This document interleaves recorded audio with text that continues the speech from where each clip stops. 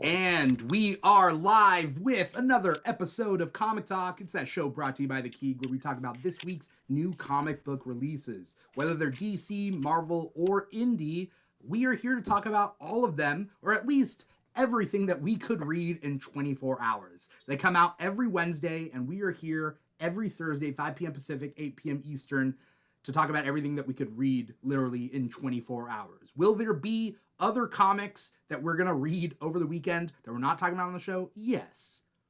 But we're trying to get a head start on everything. I'm your host, Dimithri Perera. And if you're watching us live, you're watching us on twitch.tv slash The Keeg Show or youtube.com slash The Keeg Show.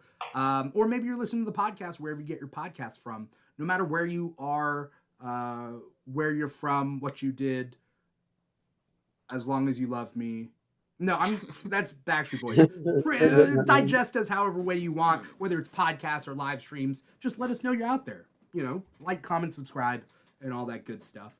Anyway, that's enough intro on me. Let me introduce my guests, who you may or may not be able to see. We got Ambrosia, and she's back. Comics Hi. and Cupcakes. Yes, it's been a hot minute. It's been a crazy season. What do you consider a season? Like winter season, or like a season of TV? Are our lives a TV show? I don't even know. I feel like sometimes our lives are TV shows. Yeah. I feel like we're in like a what are those like super dramatic shows like I don't even know. Soap operas. Yeah. Yes. Yeah. Oh, for sure. Yeah. For sure. And I don't even want to be in one. But sometimes, right, it was thrusted upon me. Yeah, you gotta do what you gotta do. You guys are all main characters on Comic Talk, so know that. The only thing missing from Comic Talk is that we're not all hanging out in person, and that's because we're all over the place. But can you imagine? Right. Oh man, my life would be so much easier if I just had people to just randomly talk about comics with on a daily basis. And Oh my gosh. like, these conversations would go so much longer. It'd be like, okay, after this, I'll be over there in like an hour. We'll finish our conversation. It'd be so fun. I have like, it's so dumb, but like I have this like just kind of dream of like, why can't all my friends just kind of live in California with me? We could all just hang out and like we can like film things and content create. And like we have like the hype house or whatever like they would call it. You know, like, yeah, it's the Keeg house, you know, or like whatever, and everybody lives together and we just create content and dumb dances. For the record, that's not a dumb idea. That is a brilliant idea. And that is a dream.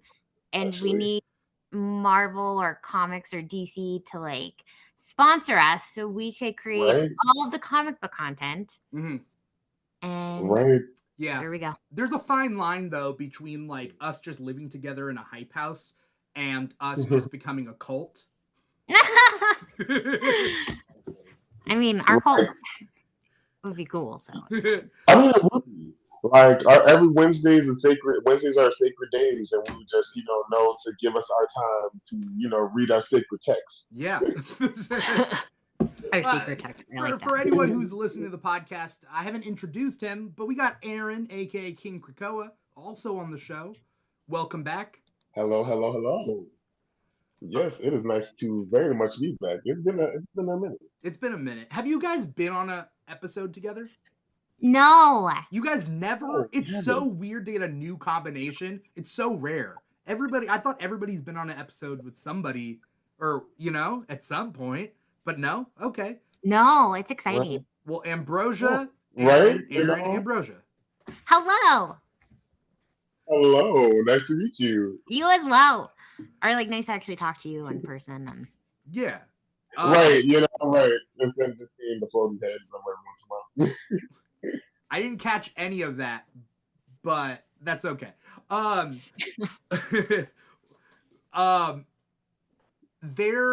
I was, I do my little videos on TikTok and whatever, but basically that's when I realized that like, oh, this week was a 5 Wednesday month for comics, right? And so for anyone out there, who gets comics or knows about comics, First thing, go to comicshoplocator.com and find a comic shop near you and support your local comic shops.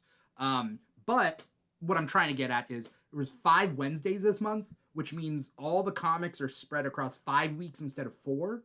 So some weeks were a little lighter than others, especially this week.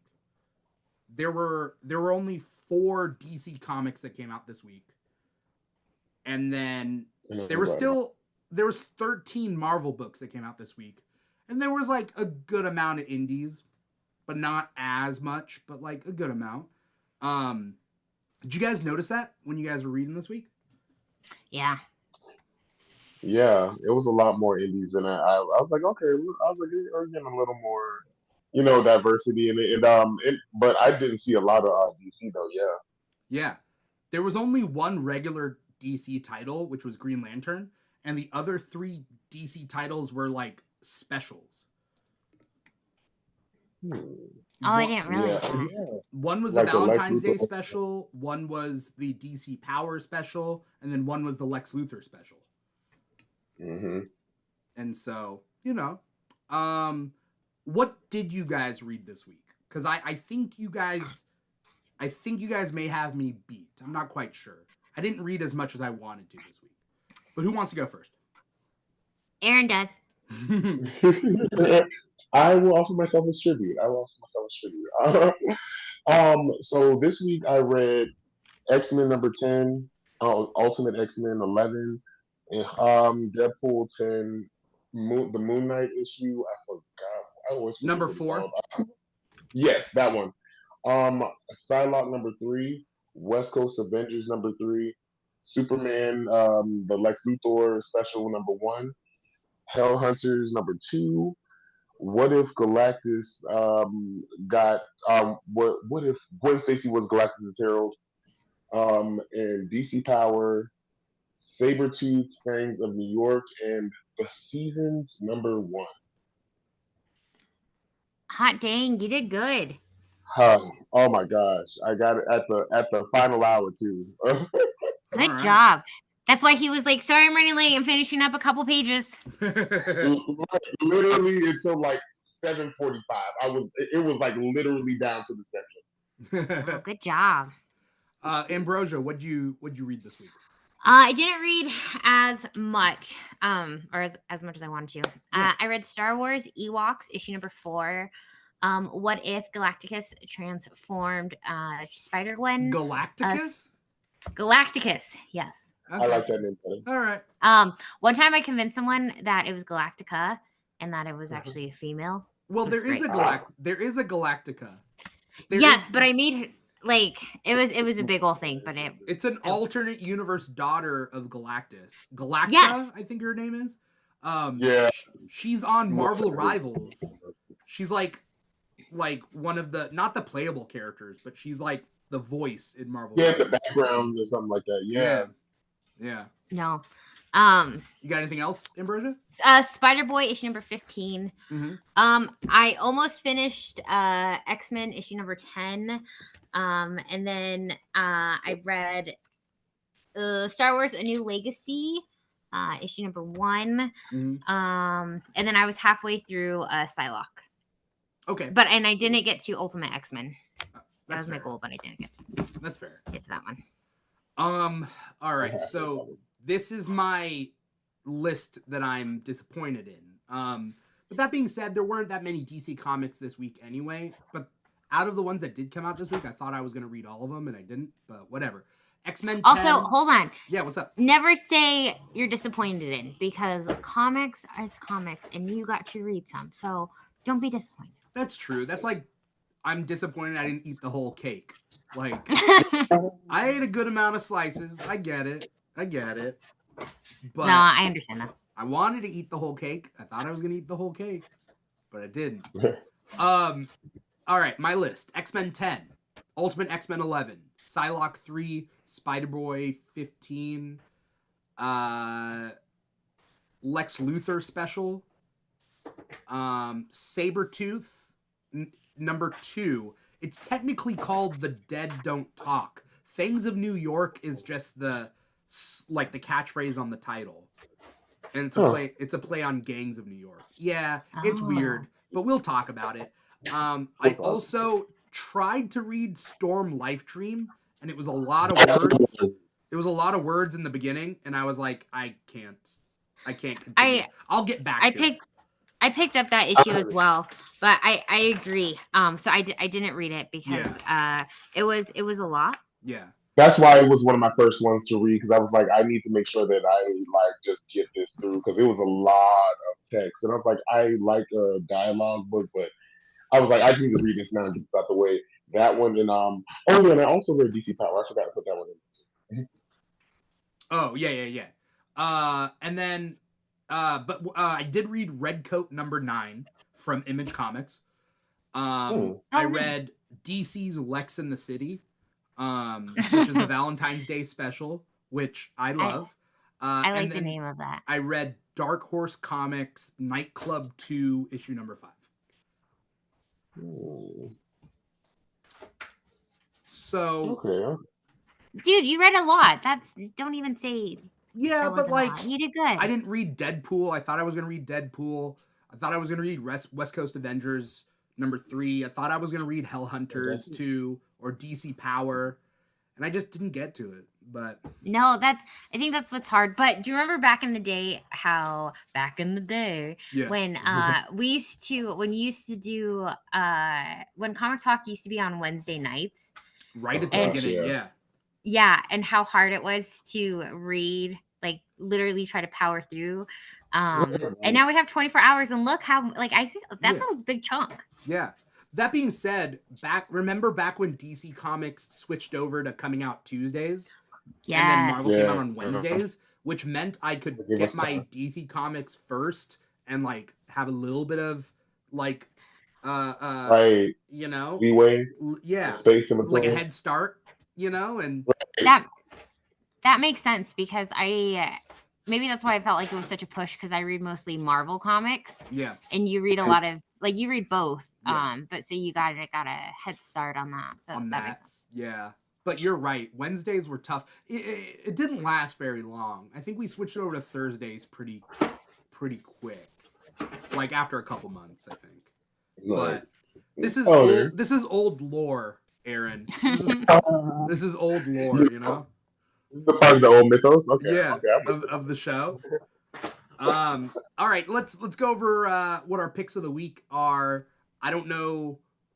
I'm trying to think of like which one was my pick of the week, but I don't know. Do you guys have an obvious one? Since Aaron talked about his books first, I could start with this one. Okay. So I chose Star Wars Ewoks. And for one, I just really enjoy Ewoks. I just think they're the best. But I think this is the final issue. It was written by Steve Orlando, and the story that we have in here, I will always be a Star Wars stan. Like, if you love Star Wars, then you need to be reading the comics, because there's just so much like nostalgia to it, especially if you are an Endor fan, and enjoy like that whole. Can you hear that? I don't play that noise. I'm so sorry. That's my dog eating the box. Oh, really? Yeah. Okay. But speaking of Ewoks, but it has like, it's just a great story. Did anyone ever watch the Ewok movie like back in the 80s? No. Oh, well, it is a lot like that, where it's just a good story of Ewoks facing on stormtroopers and fighting bad guys. So, but it has come to an end. If you are a Wicket fan, definitely check it out, because you get more Wicked lore, and you get little Wicket, and so yes. All right. I loved Ewoks.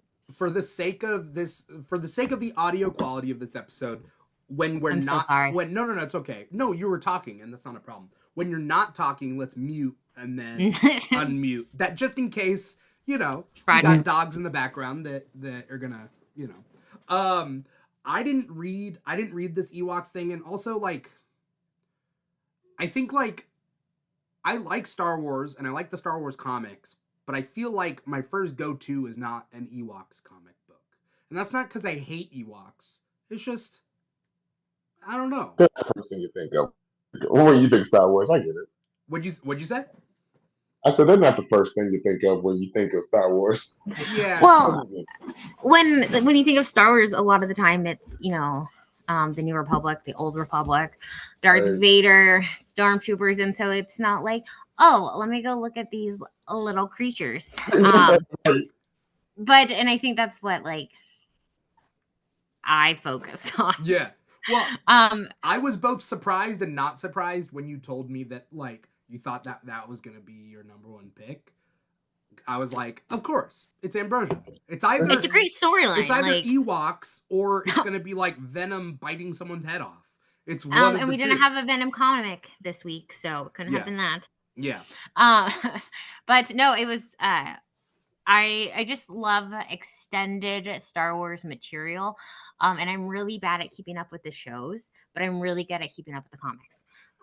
If you didn't watch Skeleton Crew, I do recommend. I haven't yet. I recommend it.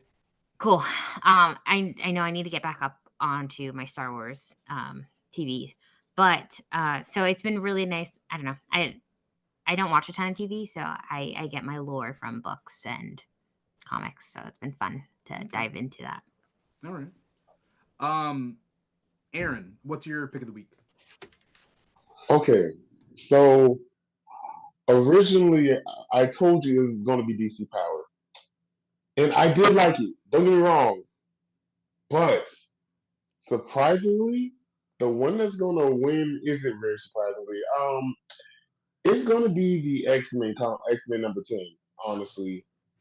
Yeah, I'm like I agree on that one. It was a turn that I didn't expect, and like it just reminded me like, oh yeah, like Scott Summers is that guy when he like needs to be, and like I always like put him as like a goody two shoes, but yeah, my boy is he kind of set the stage kind of a little bit without going into details. I don't know if we want to talk about that now or later, but yeah. I mean we're talking about it now. I read it. I don't think Ambrosia read it, right? You did read it? Sorry. Yes, I read half of it. I didn't get to finish it, but that was the last one. So I read half of it. But I'm okay with spoilers. So it's weird because I used to just automatically assume an X-Men book was going to be my number one pick of the week. But as of lately, it's been very up and down. So I'm like, I counted this out. And I was wrong. Because this issue firmly plants its feet in the ground being like this is X-Men, you know? Right. Like they kept their like the mission to it, but also like just that one, the fact that they made that whole most of the book was basically Scott talking to Lundquist, the little officer, and it worked on such a level. Like this man is literally like, yeah, if you kill me now, like I'm going to not only that are we going to dismantle all your like your little group, but we're also going to just like dismantle your whole government and like just play it out for him. And I'm like, this is the Scott Summers that like we needed, and he gives us. I always said like he always reminded me, and me and my friend was just talking about this. He reminds me a lot of Captain America, but he's a Captain America with the mentality of Magneto at times that I think is a good little mixture. You know what I think? What I've been realizing, I just realized this when you said he's very Magneto. Scott is the son of Xavier and Magneto. Yeah, for sure. You know what I mean? Sometimes, yeah. Like he's not playing respect. Sometimes he plays the let's be nice to everybody. Why can't we all get along card? But in the back of his head, he knows the things that Magneto knows. Like he hopes for he hopes for the things that Xavier hopes for, but he knows the things that Magneto knows. Exactly. He's idealistic he's hopeful about the future that we can be, united together, but he is still mindful that, until there is going to be a space, there's going to be some time until that can happen. So like I always appreciate, that's what I kind of appreciate about him now. Like before Scott, he was annoying, but this guy gets it. Like after Krakoa, post Krakoa Scott, he kind of gets the severity of what he needs to do when he needs to do it. Yeah. Like this time he's not scared to like put out the big threats. Like, yeah, we will destroy the world if we need to. You know? This was a pretty badass issue. Yeah. Yeah. And I did not even put this on my top 3 because my top 3 are, because our top 3s are, for anyone who doesn't know, are like picks of the week, not what we talk about on the show, but like before the show. That's all tentative. Like it's our tentative picks of the week, right? So like they don't always match up when we get to showtime. And so exactly, X-Men 10 should have been one of my top 3. Whether it's my top, I don't know. But it was, yeah, I mean, it's either, if it's not first, it's second. Yeah. Yeah. X-Men is always going to be right there up top of my top 3s. And it wasn't, this one was not a part of my top 3 until like I read it earlier and I was like, oh. Like literally just like like outwardly like exclaiming to what was happening. I was like, oh yeah, this is good. This is the kind of stuff I need. Yeah, this is the X-Men that I need right now. Yes, exactly. I'm foreseeing a lot of this coming out in comic books where I think the heroes are going to be less passive. Like if I'm judging by the zeitgeist of society right now, I think that our comic books are going to represent us firmly placing a line in the sand, being like, you cross this, we're going to have a problem. As opposed to the whole, why don't we all get along sort of mentality. I think comics 100%. Are going to start reflecting that. Ambrosia, you got something to say?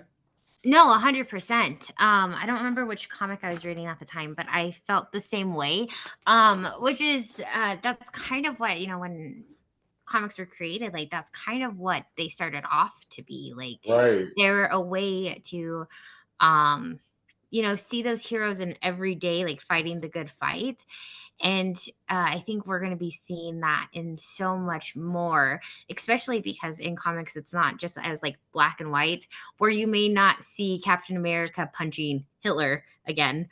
But, you know, you kind of have those conversations in a more, not imaginary, shoot, what's the word for it? Fantastical? Like, yes, like it's not going to be as like black and white. Yeah. But we're going to know exactly what you're talking about. And I think as a society, that's what we need. As a community, that's what we need. Yeah. Yes, like even in the even going to the X-Men, like talking about the previous issue of Avengers, of when like the Avengers basically brought them the X-Men and like, hey, we need to make sure that we work together, and this is something that can't happen again. Like the fact of just brainstorming, I love that we're doing the synergy, and it's more, they just like, even the Avengers are putting on a more hands-on approach where like most of us have just seen the Avengers as, you know, cops for the most part. Like even in the like very first issue of this new iteration, they say like, oh, they see us as cops or whatever, but now we see this new kind of shift to where like this like kind of outcry and kind of like outward like, we're not going to put up with this anymore, the injustice of what's going on. Yeah. I think what I like, this is one of the things I like about superhero comics, is they'll normally do, and sometimes it's a little bit too much, but they'll normally do like a superhero team and then have like a Black Ops team that kind of offshoots from it. So like X-Men has X-Force, Justice League had Justice League Elite for a little bit, Avengers had Secret Avengers, Outsiders. You know? And it's like almost to the point where we're like, well, the Avengers, the Justice League, all these teams can't do everything. Well, and you don't necessarily want a team that has Superman on it to be your Black Ops team. Yeah, exactly. But at the same time, you need that, but you also need a team like, there's the new Avengers Assemble book that came and left. It, you know, it was like 6 issues or whatever. and that was like a firefighter squad. Like it was like it's an emergency. The ERS in Avengers, it was like Avenge ERS, and it was the emergency response squad. And like I love that. That was less of them being cops and more of them being like saving lives, right? Right. And I thought like that was pretty cool. Like the distinction there. You know, almost to a point where like, yeah, we don't need all our teams to be cops, you know? Yeah, exactly. Maybe one team is a black ops team and then the rest they're heroes trying to save people, right? Right. Exactly. Yeah. Exactly. I think that was a good medium for them. Yeah. X-Men 10, good choice for pick of the week. If you didn't pick it, I would have picked it and whatnot. I'm trying to think about what my pick of the week is, and I think I'm going to pick Psylocke. That was my next one. So again, Psylocke did not make my top 3 when I made the graphic. The graphics of our comic Rex of the week. Psylocke didn't make the list because I didn't know what to expect. But a lot of X-Men books this week alone were top notch. Yeah. Did you guys read Psylocke? Yeah. Oh yeah. I did. You did? Yeah. I did, and that's what I'm so happy. I'm so happy you're on this X-Men train with us. I know it has been so forever. I just always felt like it was so overwhelming, especially like during the whole Krakoa age of things to jump in. But since that has ended, I have jumped in onto the bandwagon, and it has been so much fun. Especially this comic in particular, and how they have been doing like offshoots of these characters, because you get to know the heart of them and more than what I would have in the past. And so it has been, I loved this entire series. And I'm all for it. It's such a beautiful balance, and I love it. Yes. I didn't know, like, this series has been slowly picking up. Like, it was strong to begin with. But like there was some really good characterization in this book, whether it's with Psylocke, with Grey Crow, even with Shinobi Shaw, right? Yes, right? Yeah. That's exactly what I said. I was like, Shinobi Shaw has has more personality in this than I've ever seen him. Yeah. And like, it confirmed a lot of things that I've always thought about him. I was like, I feel like his personality would be a combination of Shinobi and his real father, Sebastian. Sebastian. Yeah, no. I mean, Sebastian and who else? Because they just found out his father was the other one. His father's not Sebastian Shaw, right? Yeah. They just found out that his father is like his best friend Harry or something like that. Harry Leland? Was it Harry? Yeah. Leland. Yes, exactly. Harry Leland. Because like he has like similar powers. Like he can change and shift people's density, and like that he kind of has like a very much a mixture of both of their personalities, and like the whole Psylocke and Grey Crow. I mean, come on. It's Psylocke and Grey Crow was a matchup that I never thought I needed, but they're both hurt. They're hurt people. You know the whole like hurt people, right?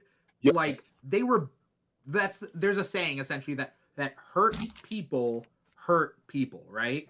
That like people who are hurt other people, and you pass that along. Right. Both Psylocke and Grey Crow were people like that, right? Yes, and exactly. Through Krakoa, they were able to sort of go through therapy in a way, right? And now they've fallen in love. Hurt people heal people now, you know. And I think like such a beautiful page or like from this book was the whole like butterfly motif, like that scene. That was so beautiful and so well written, and it's so like emotional, I enjoyed My it. God, right? Yeah. Like even like that part when he says to her like when she decides to go after him after the guy who took John's arm when he said I don't want you to I've seen the work that you've done to become the person you are now and I don't want to see you revert back to that. I'm like, this is a man who literally both of them are trying to become reform killers and like he's like, baby, I see what you're doing. I don't want you to revert back to this. Like I can help you. And what I also love about it is the fact that when she says, I need to do it alone, it's not like those cliche superhero couples are like, no, I'm gonna go with you, no, and like try to like break her down until she says yes. It's like when she says it, he knows that she means it. And it's like, okay, cool, just make sure you're safe. Like I love that relationship that they kind of have where he like allows her to do what she needs to do. It's interesting how these characters can almost teach us lessons about ourselves, but like it's one of those things like if you tell somebody else that you're going alone, are you trying to trick them into coming along, or you're just being upfront and communicative where you're like, I need to go alone, and you need them to trust you that you know what you're talking about, right? Mm-hmm. And like the same goes in reverse, right? If somebody says they need to go alone, they need to go alone. It's like one of those things. Right. But when they say, I need you, you better be there, right? Like, okay, right, exactly. And so I loved this issue of Psylocke. Yeah. And it's funny just like how good the X-Men comics were this week. Right. You know, half of the comics from Marvel were X-Men comics this week. Like, okay. And you know, in a way, right? Because it was X-Men 10, Ultimate X-Men 11, Psylocke 3, Sabretooth 2,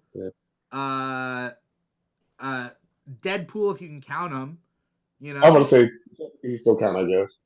You know, so it's like a good amount were X-Men comics. True. But let's go over to DC because those were our picks of the week, and let's hit everything else as well.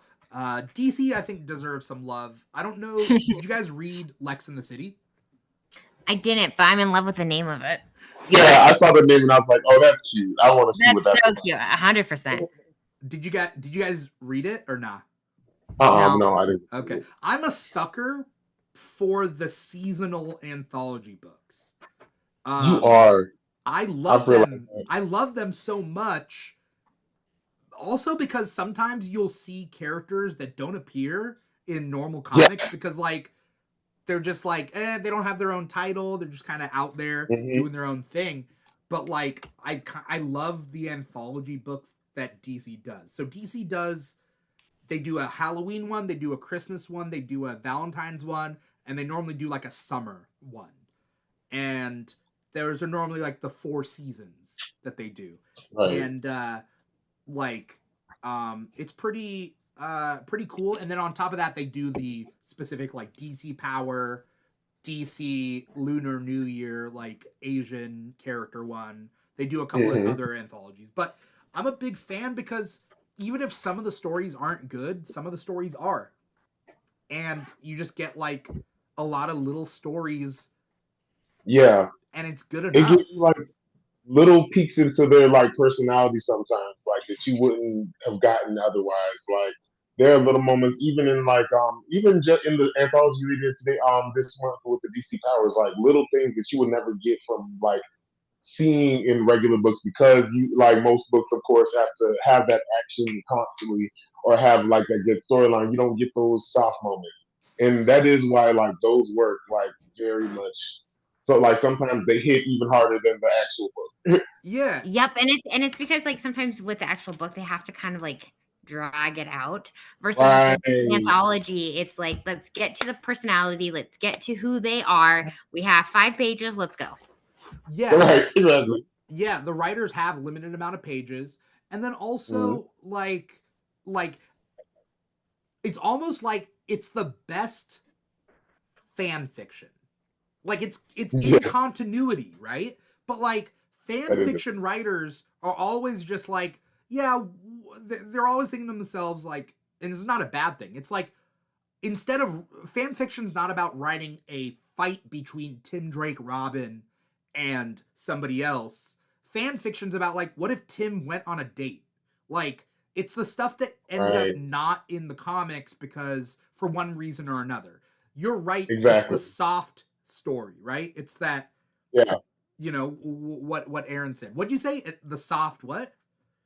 Right. It's a. Jeez, I forgot what I said. I forgot what you said. You know. Yes. It is. It's the soft story, right? Like it's the stuff like it's the moment in between panels that we don't necessarily get, but we get it in here. You know. So specifically, what'd you say? I said I'm a mark for that. Like I love things like that. Yeah, and so like specifically in this book, they can't focus on the love stories of everybody all the time. So instead, they focus on like these little 5-page love stories. So the ones, and I don't want to get into it too deep, but like I'll tell you. No, but I want to know what it's about. Yeah, there's one with Lex called Lex in the City. That's like the first thing. There's a Harley Quinn and Poison Ivy one. There's a Mr. Freeze one. There's a Titans one, which is it's the Titans one, not too bad.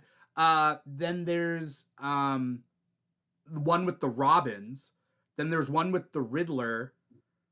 Then there's one with Raven and Beast Boy, and there's one with Hawkman. Oh, Hawkman. I would say the best ones for me personally, Lex Luthor one was good. Mr. Freeze one may be the best one. The Robins one is pretty good too. The Titans one's pretty good. Hawkman one was kind of boring because it's all about just Hawkman talking about his reincarnated love, and it's like, all right, dude, calm down. Like, you love her. We get it. Is Mr. Freeze talking about his dead wife? What's that? Is Mr. Freeze talking about his dead wife again? Kind of. The Mr. Freeze one is kind of pretty. It's pretty cool. Mr. Freeze. It's in the perspective of somebody who joins his gang.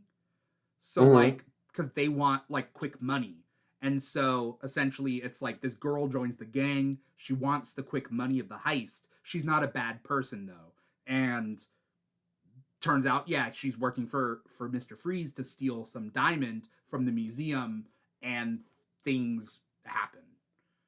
And it's I think that might have been my favorite one. The Lex one's pretty good too.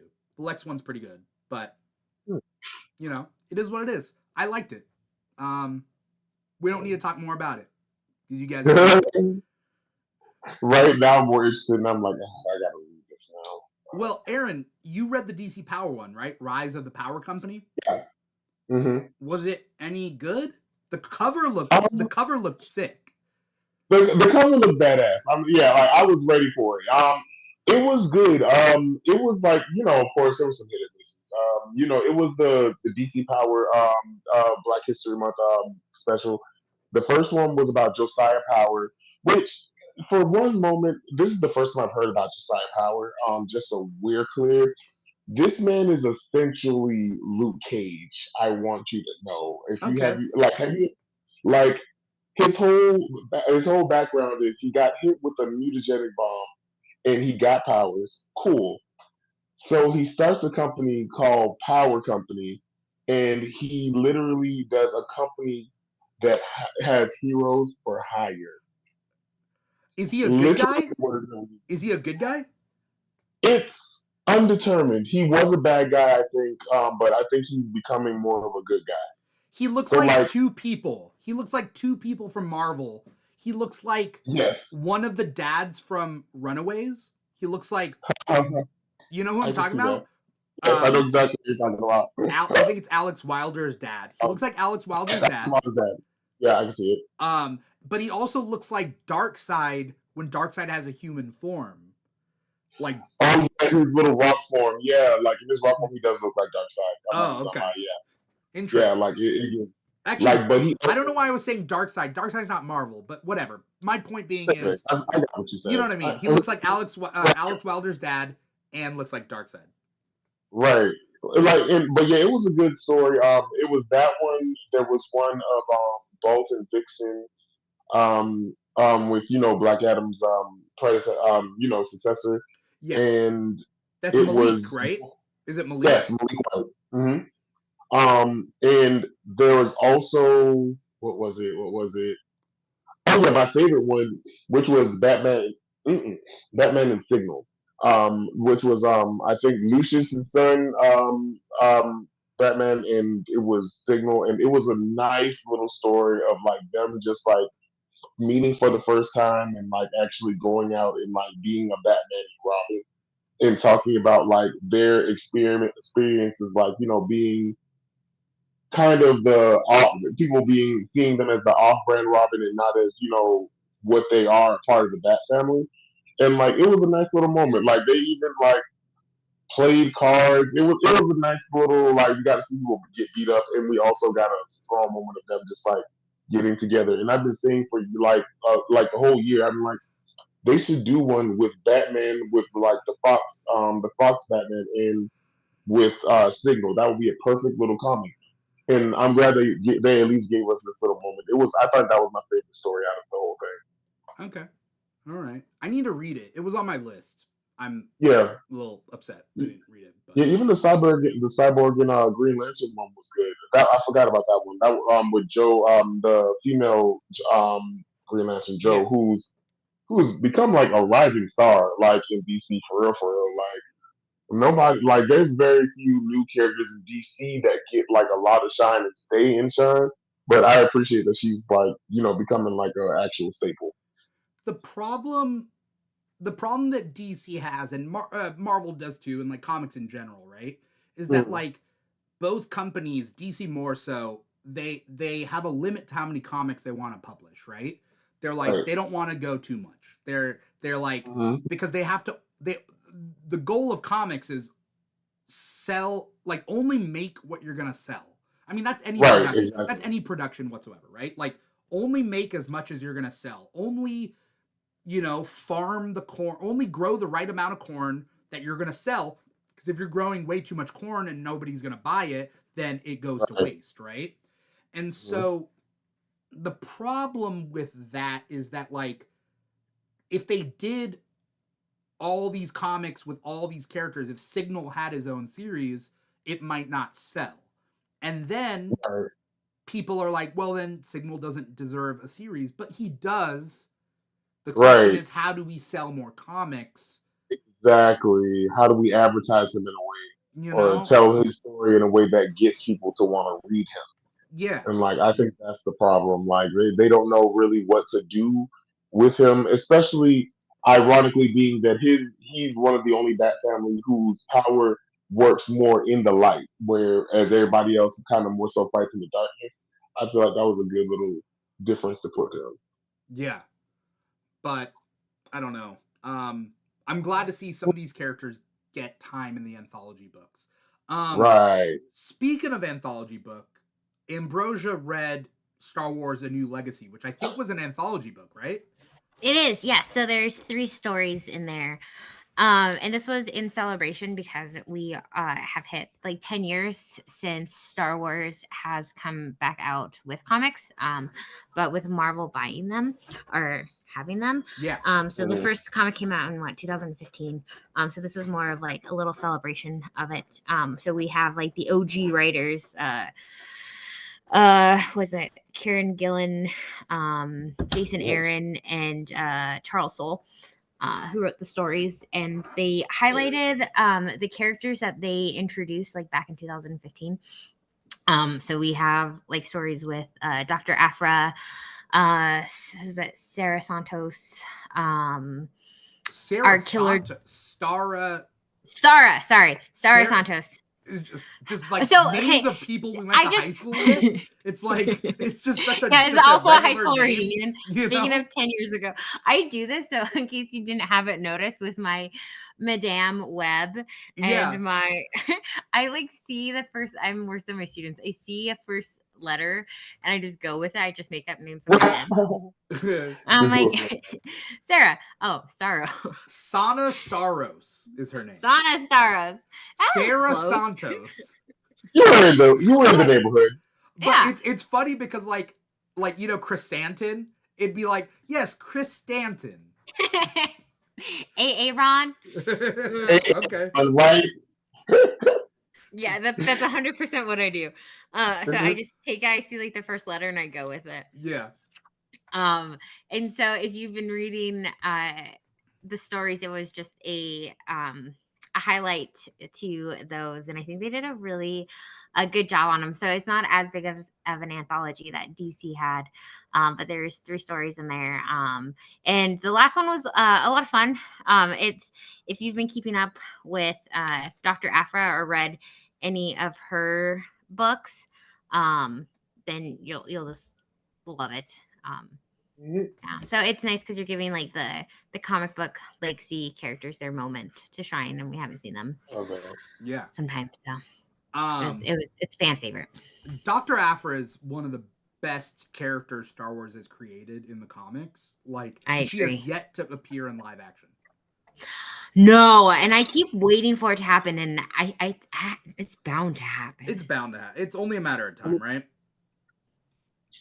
I mean, if we could get a motorcycle, like, I mean, Chrysantin appeared.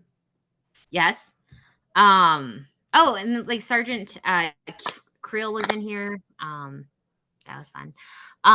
But if we could get a motorcycle gang, like a little Vespa motorcycle gang in The Mandalorian, then we have to get Dr. Aphra. Yeah. I mean, no doubt. But she is one of like the best characters that they have brought in, and so there has to be we have to be getting a Dr. Aphra here soon. I mean, I've been saying it for the last 5 years, but yeah. I was super excited when I went to Star Wars Celebration a couple years ago, and the amount of cosplay of Dr. Aphra was so exciting to see. And I think that was like one of my favorite parts because you have to know who she is and like read the comics and just to see how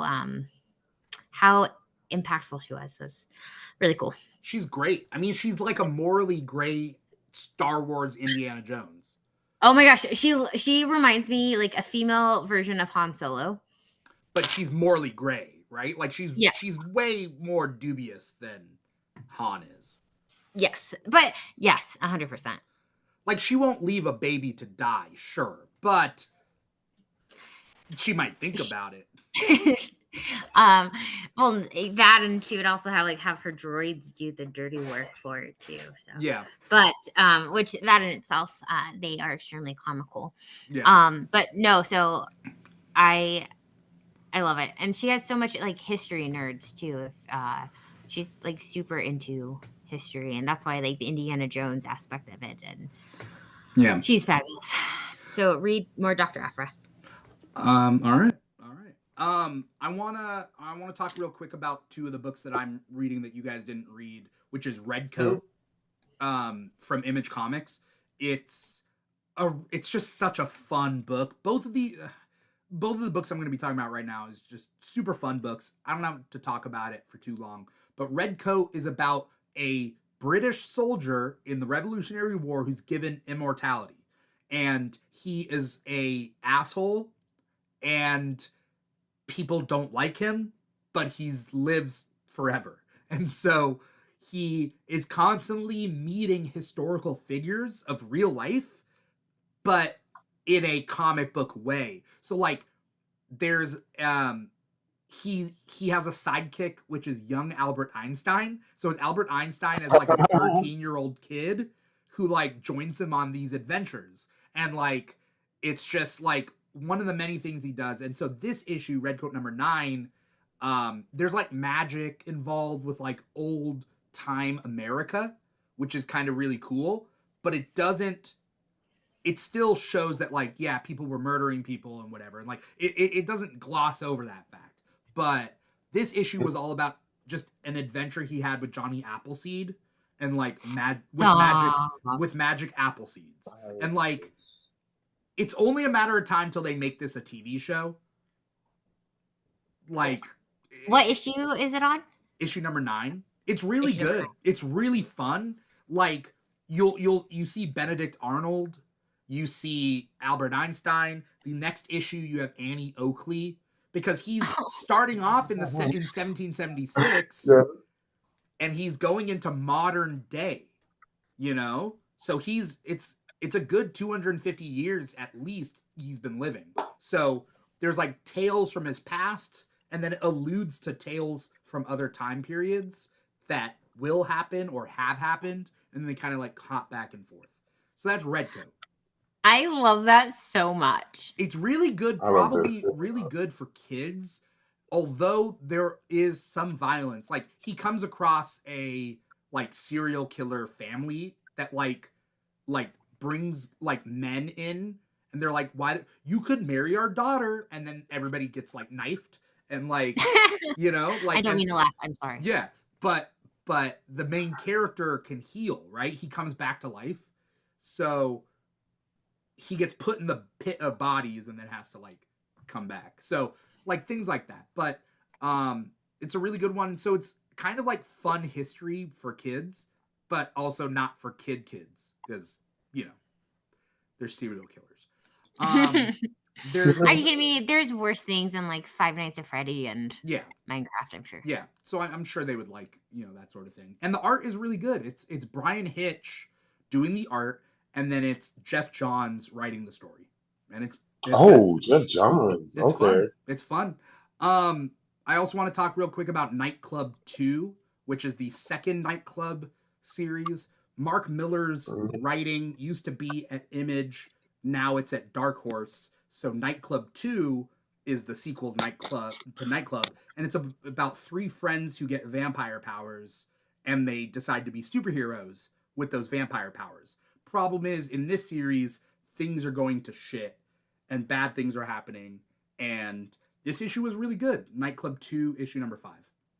I don't want to spoil it, but it's a fun, it's a new take on like what you would do as a vampire. Right, yeah, like that sounds like a cool take. Like, just, you know, you get powers, you a vampire, you go out, you become a vampire, just like, oh, let's become a superhero. I like that. So they wear luchador masks. They go out in the sunlight, but they wear luchador masks in full suits, right? And like that's just part of their thing. I love that so much. Yeah, it's fun. It is Mark Miller, but I think it's weirdly enough, one of his more tamer books. Even though there's vampires and killing and all that stuff. So it is what it is. I want to hit some of the books that you guys read before we go. And I want to hit let's try to hit all of them. Did you guys read, well, tell me about The Seasons. The Seasons number 1. What is that, Aaron? So yeah, I saw the like synopsis of it, and I was like, you know what, I'm gonna give this a try. It hasn't like really like picked up, but you can tell that there's something going on. So it's basically about this place called Neo Cairo, and they don't know, and apparently for the longest time it's cut off from the world, and no one has any idea what's going on in or out of it. No one has left or come into it who's ever come back.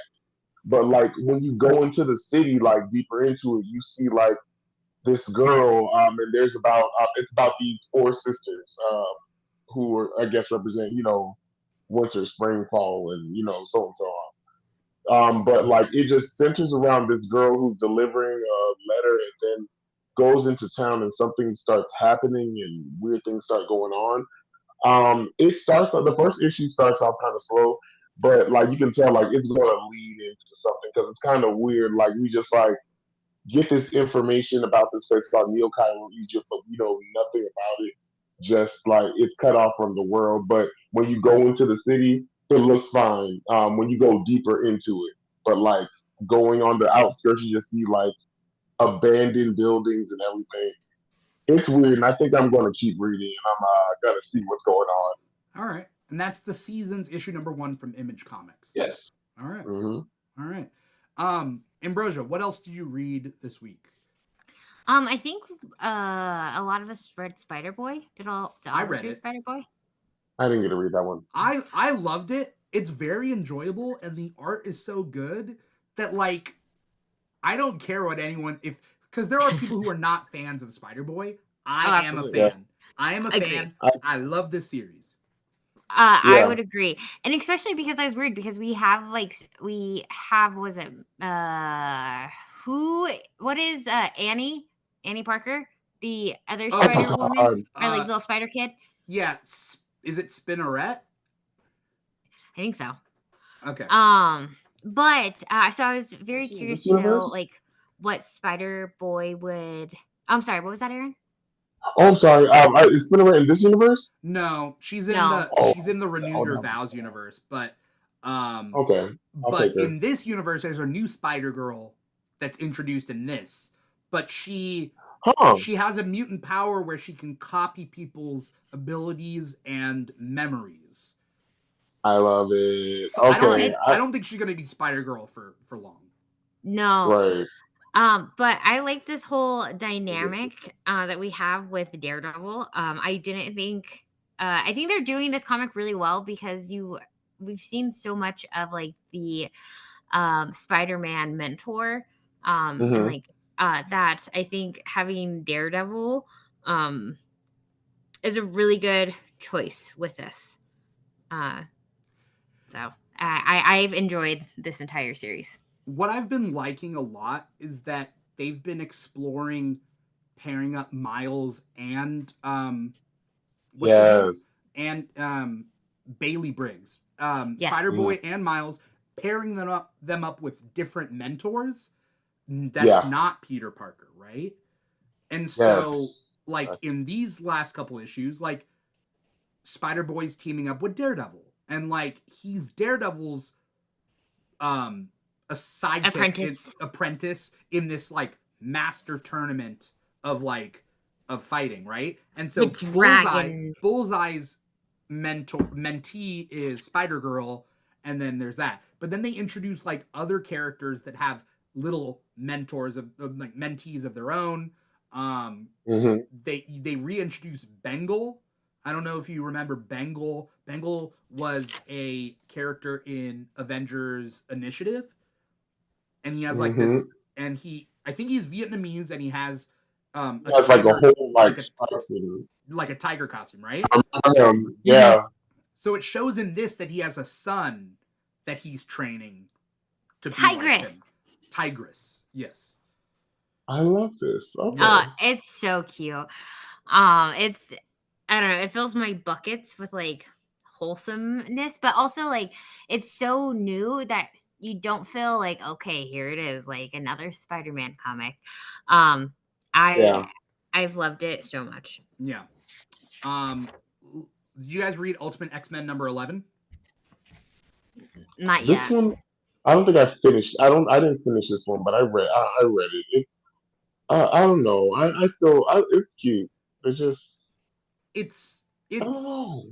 It's gotten better, but this issue was a little bit of a dip. But I'm still sticking with it.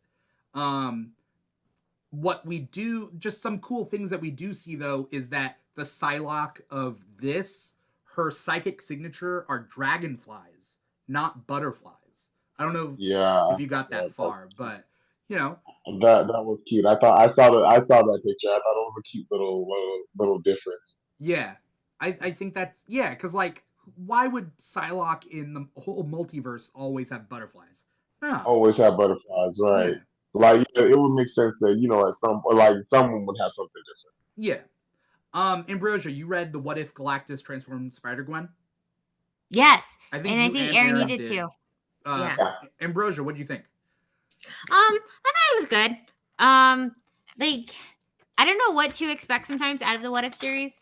But I am curious because they are what is it? They're doing Hulk, Gambit, Moon Knight, and Rogue being transformed. Yeah. And so that will be interesting. It's in a way kind of talking about like having a hero, and like the right and wrong aspect of it. You definitely see from Spider-Gwen or Gwendolyn in here, which was, I don't know. I think this was the book that I was reading where I was like, I think we're going to see a lot more of what's going on into the world, into comics, because you definitely see her make those choices of like deciding on which planets that should live and which one should die. Type of thing. Right. Yeah. We gotta those roll. always. What's up? No, I was saying that's why I always like those Galactus. What if Galactus with his Herald comics? Because they always have to make like decisions about like what planet is he going to eat and what he's not going to eat, and like finding out that whole story, even getting to like the Silver Surfer's like story and finding out what he's doing and like finding out that he has no choice in this matter. Like I always love that like kind of question of morality. Yeah. Yeah. I mean, I'm not a big fan of What Ifs, but like the cover arts look really cool. I'll have to say that. No, and this is something that I was excited that they did bring back, the What Ifs, because this is like going back to like the myth, the anthology pieces of it, that this is like your fan writing or your fan fiction of that you're able to kind of like, well, what if we do X, Y, and Z? Right. So, but then there are some that are a little far-fetched. So we'll see. I wish that they would continue doing an anthology version of it. So then with short, sweet, like it could be so bizarre, versus doing like making it into a series. Cause I think that's where we get redundant and a little far-fetched. Yeah. But that's fine. All right. We gotta go through the last couple of books. Real quick thoughts on everything, right? We got Deadpool number 10. I didn't get to read it. I wanted to read it, but I didn't get to. I wanted to. I did read it. It was good. I like it. They brought now Deadpool's finally back, and like they have a little now like they have a little caveat to what happened. Now like their healing factor is. Oh, I don't want to spoil anything, so I don't know if you want to. Yeah, no, I mean I will read it, but was it good? Yeah. Quick thoughts. Yeah, it was good though. No, it was. I very much appreciate it, and I can't wait until they see. I'm getting surprised at how much I like reading this Deadpool. Deadpool's been getting up there. It's been really good. I like this one. Yeah. I like this one. Him and his daughter, and I love his daughter. All right. I want him and Honey Badger to come together. Quick, like one sentence thought. Moon Knight, Fist of Khonshu number 4. That's all I had on it. It was good. It was good. I appreciated it. I like seeing more of Hutch though. Okay. What about West Coast Avengers number 3? Good. Surprisingly, really good. Actually, that made my third top 3 of this week. Of like Ultron. I'm so confused of what's going on, but I'm ready to see what happens. Yeah, I don't know who good Ultron is. I think it might be Hank. It might be Hank. Do we find out in this one? No, we still don't know who is who. Okay. All right. There's the Lex Luthor special that I read this week. It's just a one-shot. Basically, what's going on in Superman comics, Lex has amnesia where he's essentially a good person. Like, he has lost his bad parts, and he's afraid of those bad parts coming back. And so this issue does some, like, kind of cool retcons, but essentially when he's living in Smallville as a kid, and he makes a like silent music machine that soothes a baby Clark back to sleep, and before they ever knew, and he like Clark is the only one who can hear it, and it makes him stop crying and go to sleep as a baby. And like it's almost, it's like a nice way of looking at Lex Luthor. Yeah. But, you know, who knows how long this will last. Okay, right. It's like Lex is supposed to be good right now. Norman Osborn is supposed to be good right now in Spider-Man. Like, okay, I guess, but how long will it last? Right. You know, you read Hell Hunters? Yeah, it was cute actually. I was surprised that I like it because usually I don't like throwback or like other Wolverine side quest stories, but it was actually pretty decent. Okay, all right. I like this one because they're in World War II and they're fighting Nazis and like super fun stuff.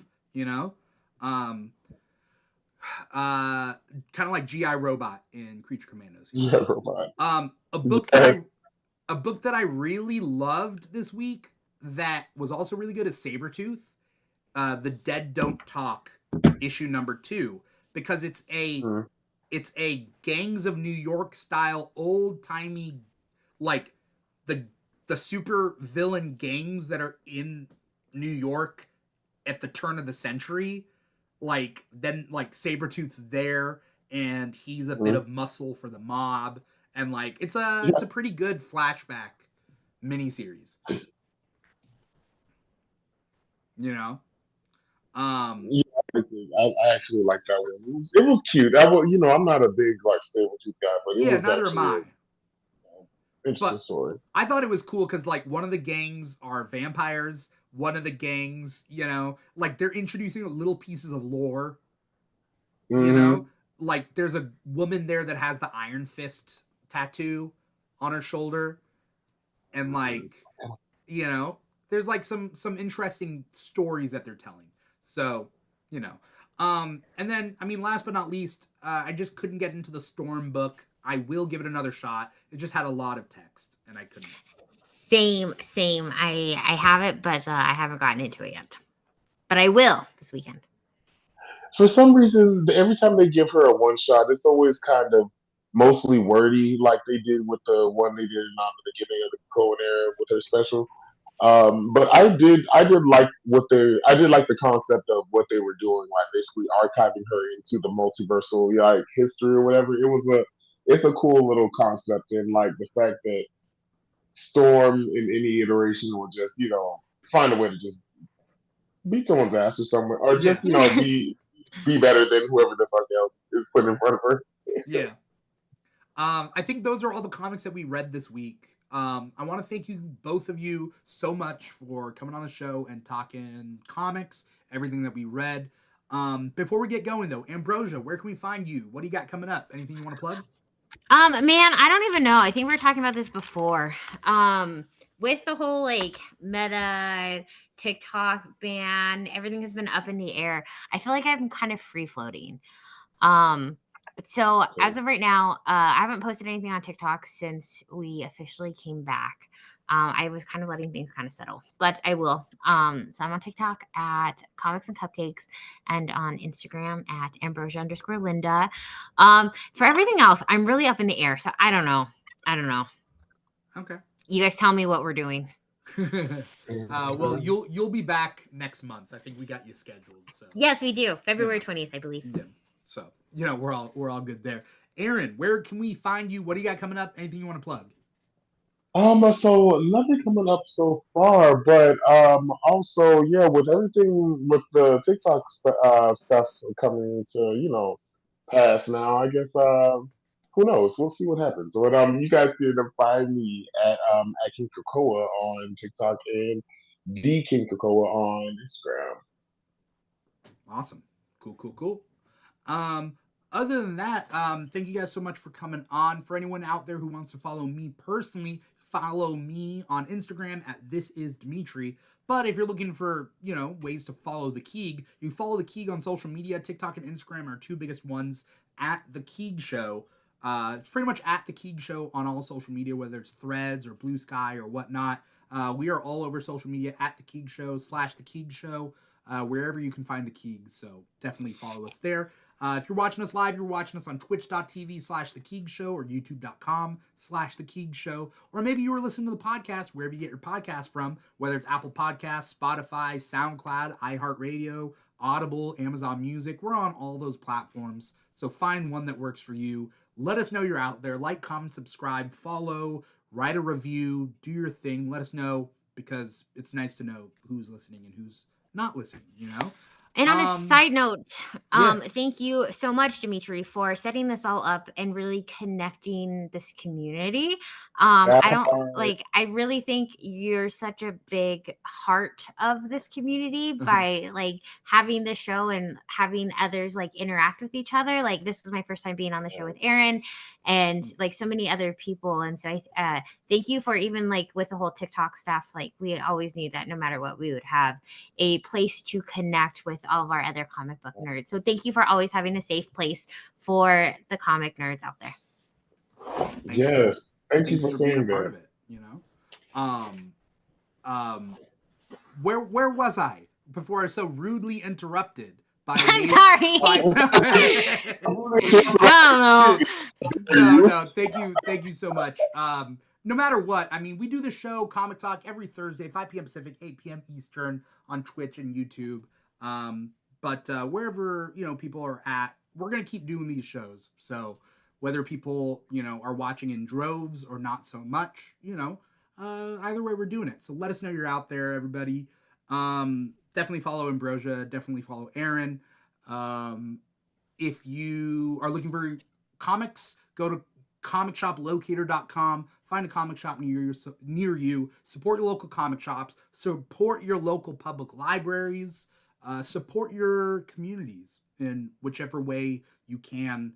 Let's focus on the things that we love as opposed to the things we hate. It's a much stronger bond focusing on things that we love, like comics. So thank you guys for being part of that. That's pretty much it. Yep. Once again, I'm your host, Dimithri Perera, and this has been another episode of Comic Talk for the week of January 30th, 2025. Take care, everybody. Everybody say bye. Bye. Bye.